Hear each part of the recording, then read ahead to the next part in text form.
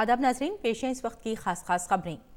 वज़ीर-ए-आज़म नरेंद्र मोदी बजट इजलास के दौरान सदर जमहूरिया के खिताब पर पेश किए गए शुक्रिया की तहरीक का जवाब दे रहे हैं।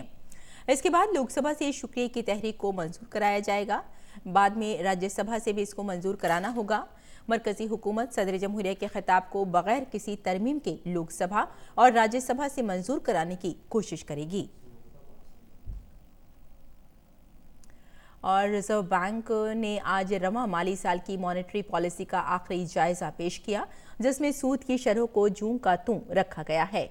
ये जायजा ऐसे वक्त में पेश किया गया है जब इक्तिसादी शरह में नरमी बरकरार है, लेकिन अफरात ज़र में इजाफा हो रहा है। माली साल 2019-20 के लिए छठी दोमाही माली पॉलिसी जायजा रवां माली साल का आखिरी जायजा होगा। हुकूमत ने रवां माली साल में इक्तिसादी शरह नमो 5% रहने का इम्कान जाहिर किया है। गुज़िश्ता मॉनेटरी पॉलिसी जायजे में RBI ने पॉलिसी की शरह को जूं का तूं 5.15% पर बरकरार रखा था। रेपो शरह वो शरह है जिस पर मरकजी बैंक अपने बैंकों को कर्ज देता है। सीतापुर की एक दरी फैक्ट्री में गैस के अखराज से 7 अफराद की मौत हो गई है। पुलिस के मुताबिक जलालपुर वाक़े दरी फैक्ट्री में आज सुबह तकरीबन 9 बजे जब फैक्ट्री में काम करने वाले मजदूर पहुंचे तो देखा कि गैस का अखराज हो रहा था। इत्तला मिलने पर जब पुलिस पहुंची तो उस वक्त तक 7 अफराद की मौत हो चुकी थी, जिनमें 3 मर्द और 1 खातून समेत 3 बच्चे भी शामिल हैं।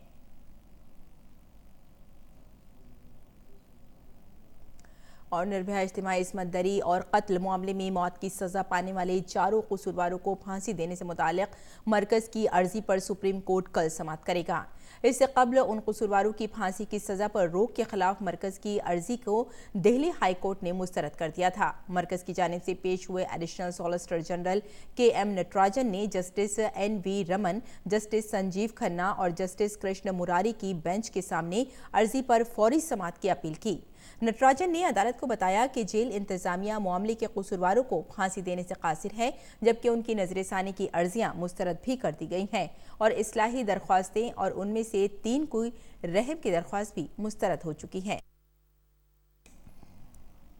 मरकजी वजीर प्रकाश जावड़ेकर ने निर्भया मामले के कसूरवारों की सजा में ताखीर के लिए केजरीवाल हुकूमत को जिम्मेदार ठहराया है। उन्होंने कहा कि सुप्रीम कोर्ट के 2016 में दिए गए फैसले के बाद दिल्ली हुकूमत ने अगर इसका नोटिस लिया होता तो अब तक कसूरवारों को सजा मिल जाती।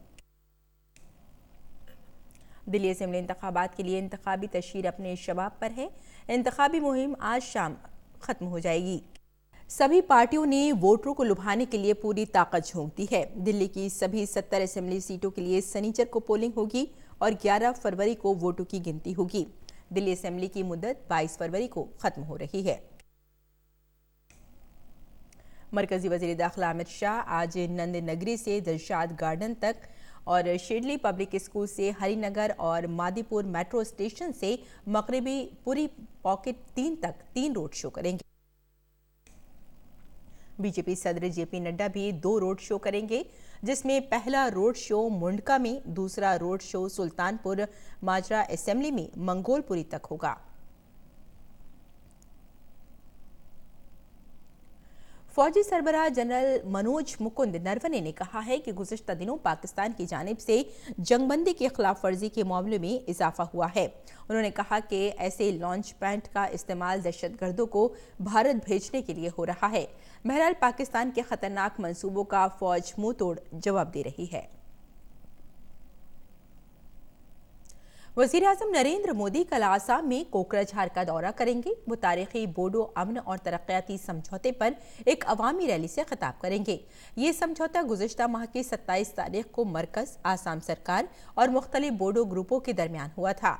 समझौते के मुताबिक मरकज बोडो इलाकों में तरक्की के लिए आइंदा 3 बरस में 1,500 करोड़ रुपए का पैकेज देगा। वहां नौजवानों में इस सिलसिले में जोशो खरोश देखा जा रहा है। मुकामी नौजवानों ने PM तक खैर मकदमी पैगाम पहुंचाने के लिए बाइक रैली का भी एहतमाम किया है। तो नाज़रीन, इस वक्त की खास खबरों में फिलहाल इतना ही। इजाज़त दें। आदाब।